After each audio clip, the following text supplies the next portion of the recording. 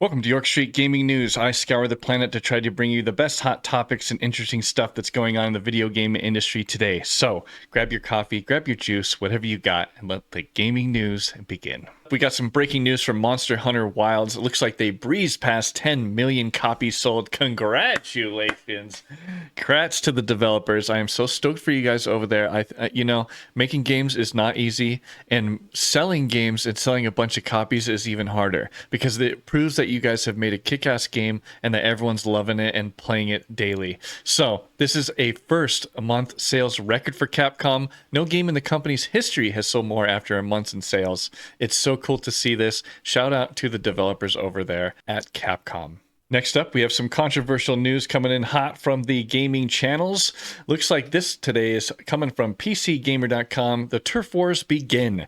Schedule 1, which is a new game that just came out, has been kind of into some controversy lately because it's saying that it's copying another game called A Drug Dealer Simulator. Now, I looked at the game myself. It doesn't look like it's copying the game, to be honest. A lot of games take from each other and they copy different aspects of each other. They get inspired, but this game does not look like a direct ripoff. And let's see what these guys got to say here in this. It says Schedule 1 and Drug Dealer Simulator doesn't look at all like. There you go.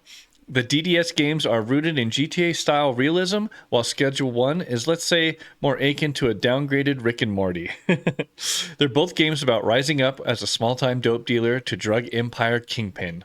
And so some possible gameplay crossovers are going to look like they're going to happen, but looks like this game is not going to go into any lawsuits. You're probably not going to see nothing further from this, but it just goes to show you, some people always get into some hot water over video game ideas and copyright. You know, there's a lot of games out there that have done this in the past, but in the end, it's how the game plays, how it looks, how much the things are similar, and in this case, they're just not. On to PlayStation news. Looks like PlayStation 5 has shielded themselves from the Trump tariffs. Looks like they've bought ahead of time, planned ahead of time, and bought a whole bunch of consoles and kind of strategized things to make sure that they had some ahead of time just in case something like this happened, which is crazy to think about. It's really awesome to show that they're planning on this. It says the strategy will buy the platform holder some time as it works through existing inventory before it's affected by the tariffs, but it won't last forever. Unless something changes, once it's sold through its current supply of consoles and accessories, it may be forced to raise prices. Wowza. So, if you need a PS5 or you want one, you might want to get one now. In celebrity gaming news, we got Elon Musk. Looks like he's been playing Path of Exile Live 2 on his private jet. This is pretty wild to watch. He's been doing pretty good, but it's good to see him actually going through the trenches here, fighting some bosses, putting in his time, and it's cool to see him doing it live on his freaking private jet. Isn't that cool? And he showed some of his skills in the game and showed some of his flaws as we watched it live together. It was really cool. I watched him get poisoned and die here at the end, and it's one of those things where it's cool to see someone putting in the work in the trenches, and this game is not easy. It's not for the faint at heart, and so it's awesome to see Elon doing this live. And hot off the press, looks like the most exciting news this week is Nintendo Switch 2's delivery of their new console. Oh my goodness, has it raised some hairs and spiked some juices.